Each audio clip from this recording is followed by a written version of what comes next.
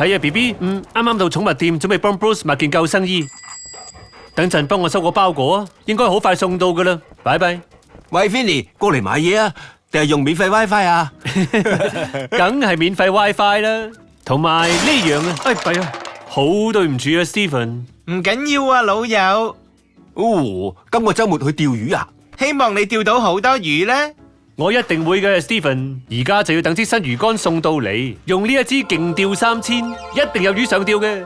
正喎，希望佢快啲送到嚟啦。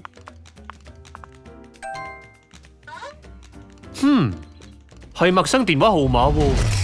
Finley Mancuso 係愛狗人士同地區中心嘅服務協調員，佢工作勤奮，值得放一個寧靜假期，享受蔚藍嘅海水同捉條新鮮鱈魚。但係而家任何人都可能會成為目標。當 Finley 上釣嗰陣，會發生咩事呢？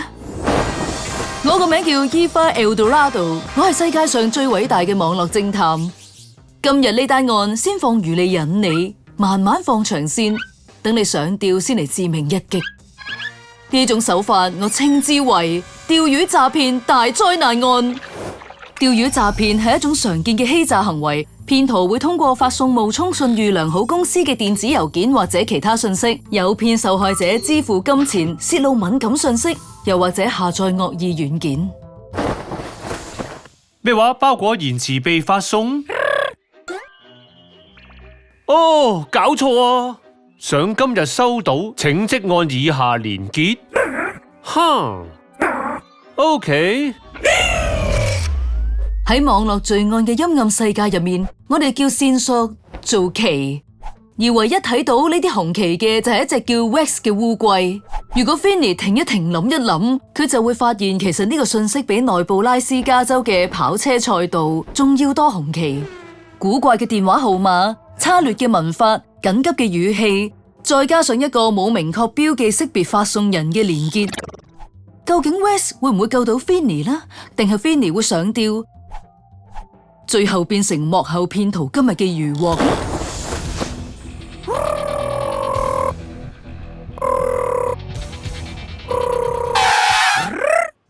你咁急趕住喺邊度啊 ，Rex？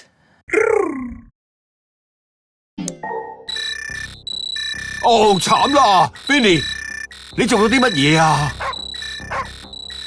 咩意思啊？我乜都冇做喎，我只係睇下包裹嘅情況啫嘛。你撳咗釣魚詐騙連結啦？釣魚？我都冇撳過任何釣魚網站啊。唔係啊 ，Vinny， 唔係嗰種釣魚啊，我講嘅係網上詐騙啊！你觸發咗某種網絡攻擊啊！呢樣嘢我喺日間活動中心嘅網絡安全堂學噶。你嗰堂有冇教你點樣逆轉網絡攻擊啊？冇啊，但係我知可以揾邊個幫手。哦，班騙徒都幾勁啊，只不過佢哋都唔夠我咁醒喎。耶！佢搞掂咗啦！好彩你哋班後生仔及時打俾我，睇嚟你個系統今次冇咩點損壞。我已經通知咗你銀行同有關當局，仲裝咗網絡安全軟件，防止惡意軟件攻擊。惡意軟件係啲咩嚟㗎？就係嗰啲搞到一鑊泡嘅嘢咯。惡意軟件就係網絡罪犯專門用嚟竊取敏感信息、干擾運作又或者勒索贖金用嘅軟件程式。記住千祈唔好撳陌生連結咧。釣魚詐騙仲可以偷取密碼、銀行嘅資料，甚至係你嘅身份啊！係你教我嘅。你好醒目啊！我而家明啦，要停一停，再諗一諗，喺撳入去啲來歷不明嘅連結之前，一定要諗清楚先得，小心駛得萬年船，就好似隻救生衣咁，係咪啊 Bruce？喂，好返嚟啊！等陣啊！今日 Finley 學識咗，任何人都有機會墮入網絡騙案，撳連結之前一定要諗清楚。